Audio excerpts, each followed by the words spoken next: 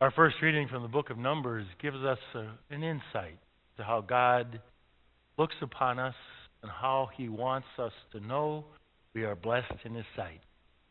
For He says to Moses to tell Aaron and his sons, "This is how you are to bless the people.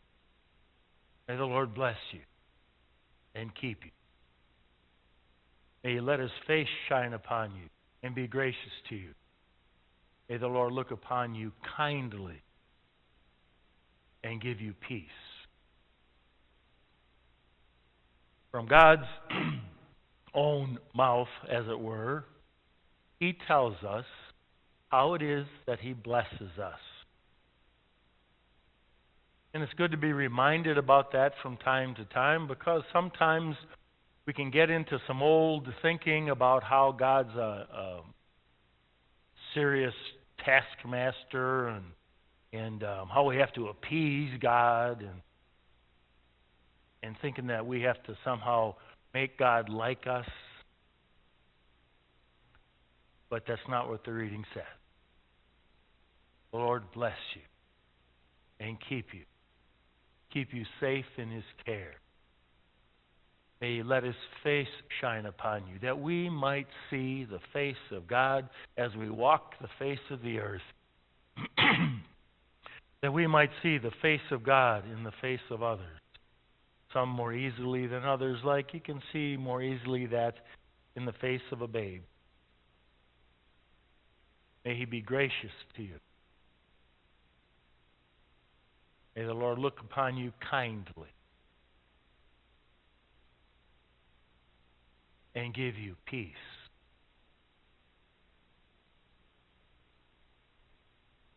And furthermore, as we go on with the readings, the second reading from the letter of Paul to the Galatians talks about not looking upon God as slaves, because Jesus Christ has come into the earth, and through Him we have received adoption as sons and daughters, that we belong to God, and not as slaves.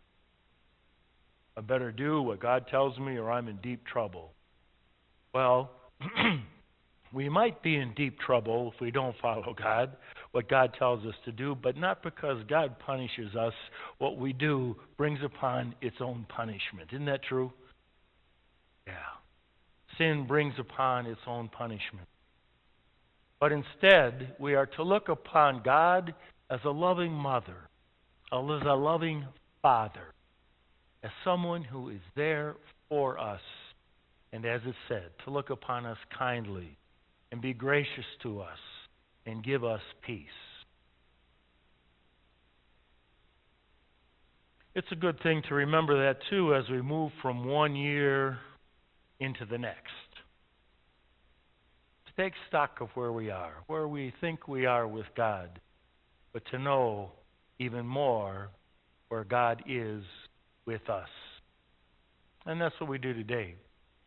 We come also to honor Mary as the Mother of God, the one who by all indications knew this about God, about how kindly God looks upon us, about how God blesses us, about how God shows us His face, if only we had the eyes to see.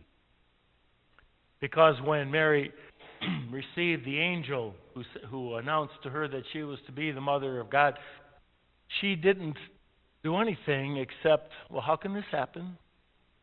And okay. Wouldn't you like to be able to do that with God in all things? Anything you say, God. Anything you say. Yes. That's what Mary did. Yes, I will become the mother of your son. Yes, I will respond to you and respond to you faithfully, even without knowing what lay ahead. And believe me, she didn't know. And we don't either, do we? We don't know what lies ahead for us. But in the midst of it, we are called to respond to a God who is good and kindly and gracious to us, and respond in the same way that Mary did.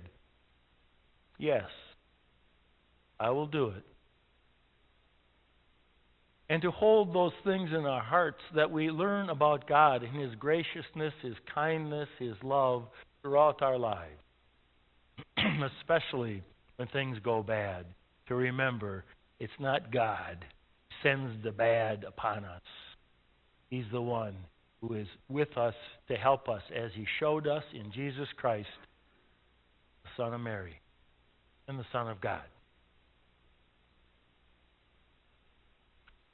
And so as we continue to celebrate this liturgy, as we begin another year, it would be good for us to look upon God once again with renewed eye and to say, yes, I want to follow you and your lead, your word in all things. And as Mary became flesh, as Jesus became flesh in the Son of Mary, in the body of Mary, so does Jesus want to enter into our flesh, so that in us and through how we love one another, how we act, how we behave, they also might see the face of God. You ever thought about that? People are looking to us to see the face of God. You think that's a realistic expectation? Well, it's what it's meant to be. That we let the Lord take more flesh in us, that people might see in us the face of God as well. We honor Mary, the mother of Jesus Christ, came to save us. We look to her as our model in faith, as not only the mother of Jesus, but the mother of the church. And we look to her as an example and an encouragement that as human beings, we too can say yes to the God who is gracious to us in all things. And I pray that we all learn to do that more and more in the coming year.